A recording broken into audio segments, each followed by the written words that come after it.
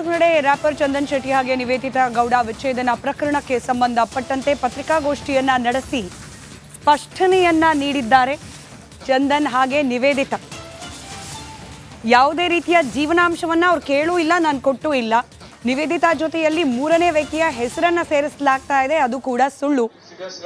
ಹಾಗೆಯೇ ಸೃಜನ್ ಲೋಕೇಶ್ ಅವರ ಫ್ಯಾಮಿಲಿ ಜೊತೆ ನಮಗೆ ಒಳ್ಳೆ ಸಂಬಂಧ ಇದೆ, ಈ ವಿಚಾರದಲ್ಲಿ ಅವರ ಹೆಸರನ್ನ ತಳ್ಕಾಕೋದು ಬೇಡ ಅಂತ ಹೇಳಿ ಒಂದಷ್ಟು ಸ್ಪಷ್ಟೀಕರಣ ನೀಡುವ ಪ್ರಯತ್ನವನ್ನ ಮಾಡಿದ್ದಾರೆ ಚಂದನ್ ಹಾಗೆ ನಿವೇದಿತಾ. ಸಮಾಧಾನ ಇರುತ್ತೆ ಅನ್ನೋ ಒಂದು ಕಾರಣಕ್ಕೋಸ್ಕರ ಇವತ್ತು ಈ ಒಂದು ಪ್ರೆಸ್ ಮೀಟ್ ನ ಕೂಡ ಮಾಡಿದ್ವಿ.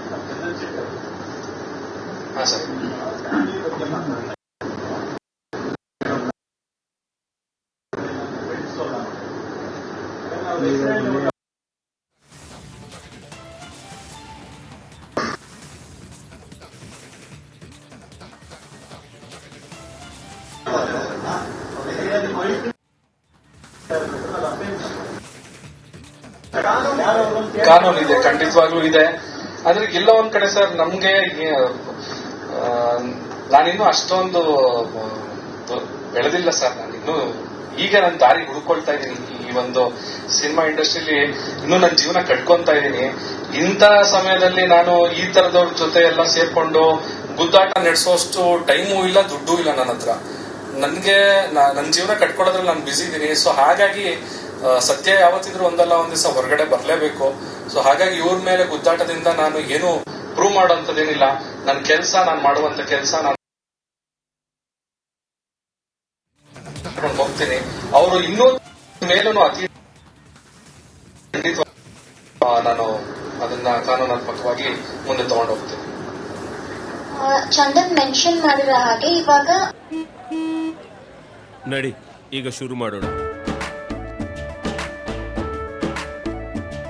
ಕೇಸರಿಯಿಂದ ಮನೋಲ್ಲಾಸ ಮನಸ್ಸು ಮತ್ತೇರಿ ಕುಣಿದಾಡಿದೆ ನೋಡು, ಮನಸ್ಸು ಮತ್ತೇರಿ ಕುಣಿದಾಡಿದೆ ನೋಡು. ಕ್ಷಣ ಕ್ಷಣವೂ ಆಚರಿಸಿ ಕೇಸರಿ ಹಬ್ಬ.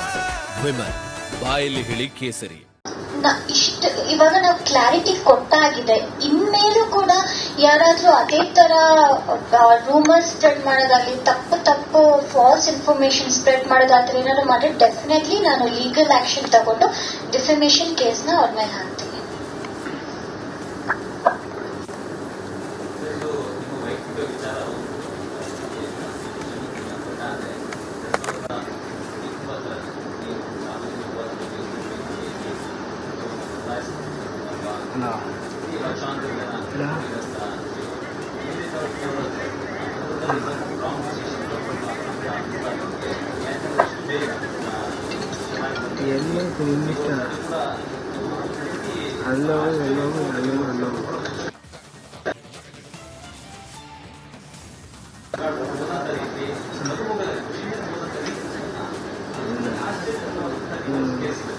ನೋಡಿ ಎಲ್ಲ